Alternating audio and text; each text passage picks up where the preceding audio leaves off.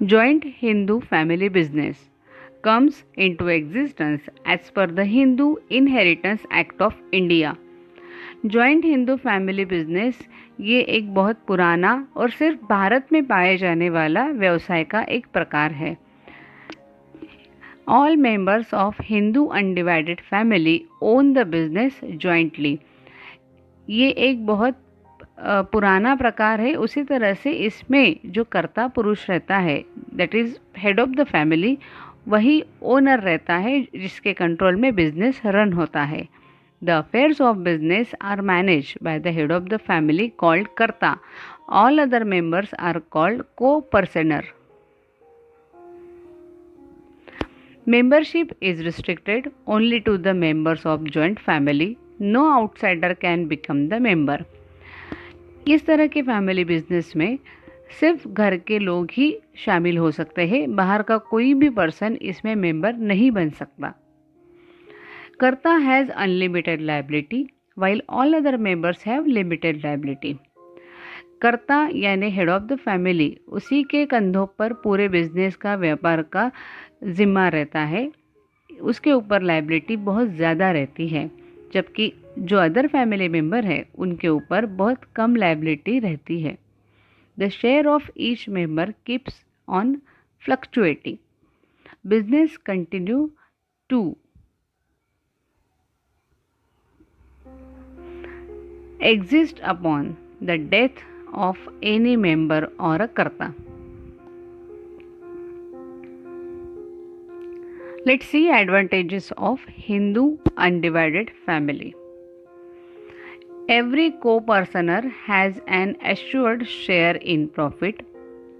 The business has continued existence. Decision making is quickly as the power are with the karta. No corporate tax.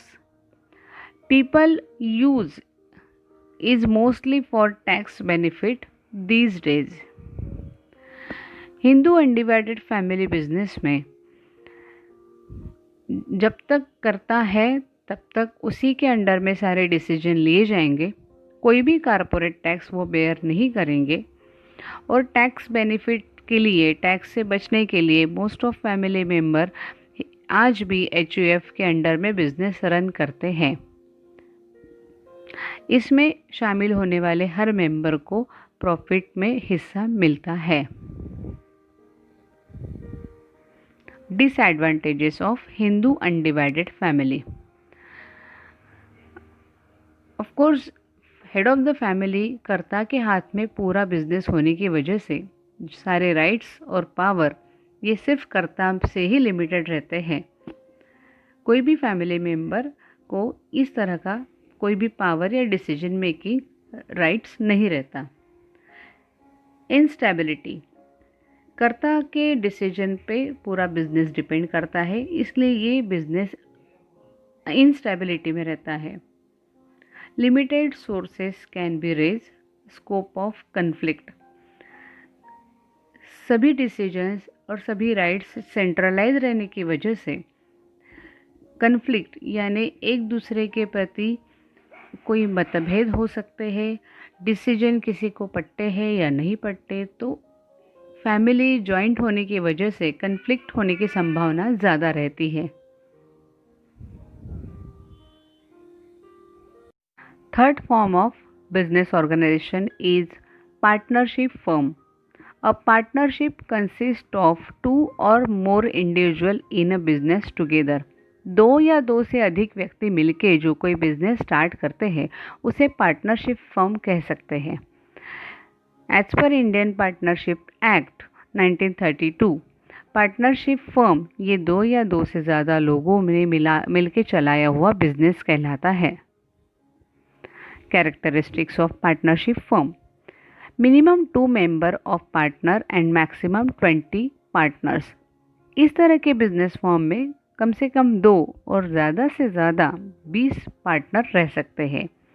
The relation between the partners is created in the form of contract and the contract is written is called partnership deed. ये partnership deed में participate होने वाले हर partner के कुछ agreements रहते हैं जो partnership firm चलाने के लिए इसेंशियल है। The firm means partners, the partner means the firm. The profit is divided in as a ratio as agreed. Partnership deed में लिखित हुए एग्री हुए जो भी पार्टनर का रेशो रहेगा उस तरह से प्रॉफिट डिवाइड किया जाएगा। No partner can sell or transfer his interest in the firm to anyone without the consent of other partner. इसमें बाइंडिंग है कि पार्टनर होने की वजह से आपको मिलने वाला कोई भी प्रॉफिट का हिस्सा या इंटरेस्ट का हिस्सा पार्टनर को पूछे बगैर आप ट्रांसफ़र या सेल नहीं कर सकते। देखते हैं इसके एडवांटेजेस। इजी फॉर्मेशन, दो या दो से अधिक व्यक्ति अगर एग्री होते हैं और वो खुद से विलिंगली सेल्फ मोटिवेटेड होकर कोई बिजनेस करना चाहते हैं तो पार्टनरशिप एक्ट के अंतर्गत वो इजीली फॉर्मेशन कर सकते हैं। लार्जर रिसोर्सेस, दो से अधिक व्यक्ति होने की वजह से रिसोर्स पर्सन ज़्यादा होते हैं और एक्सपांशन भी हो सकता है। शेयरिंग ऑफ रिस्क, बिजनेस में आने वाले हर रिस्क को पार्टनर इक्वली डिवाइड करते हैं, इक्वली बेयर करते हैं। Better management and flexibility of operation, हर एक पार्टनर को इंडिविजुअल उसकी रिस्पॉन्सिबिलिटी और राइट्स दिए जाते हैं। इस वजह से मैनेजमेंट में बहुत अच्छी तरह से व्यापार हो सकता है और ऑपरेशन में अच्छी तरह से फ्लेक्सिबिलिटी रह सकती है। नो कारपोरेट इनकम टैक्स, किसी तरह का कारपोरेट इनकम टैक्स का बर्डन पार्टनरशिप में नहीं रहता। Subject to fewer regulation as compare to companies, partnership एक म्यूचुअल अंडरस्टैंडिंग है जिसमें सिमिलर मोटिव से, एक यूनिक मोटिव से पार्टनर अपना प्रॉफिट शेयरिंग करते हैं, रिस्क शेयरिंग करते हैं और खुद से वो अपने रूल्स एंड रेगुलेशन डिसाइड करते हैं। इस वजह से बाकी कंपनी के कंपैरेटिवली रेगुलेशंस बहुत कम ही रहते हैं। Disadvantages of partnership, unlimited liability, her partner को अनलिमिटेड लायबिलिटी बेयर करनी पड़ती है। लिमिटेड लाइफ, पार्टनर का कुछ मनमुटाव हो गया, उनका कुछ कन्फ्लिक्ट हो गया तो वो पार्टनरशिप ख़त्म कर सकते हैं, इसलिए पार्टनरशिप फर्म में लाइफ बहुत कम रहती है, लिमिटेड रहती है। Difficult to raise capital and chance of dispute, capital raise करना ये थोड़ा डिफ़िकल्ट रहता है, हर एक के अलग अलग व्यूज़ रहते हैं, इसलिए कैपिटल का सोर्स मिलना बहुत मुश्किल होता है। और डिस्प्यूट, जैसे अभी हमने कहा कि मनमुटाव हो सकता है, कोई चीज़ पे कोई एग्री होता है या उसका कुछ अपोज रहता है, तो इस तरह से पार्टनरशिप में डिस्प्यूट होने की भी संभावना रहती है।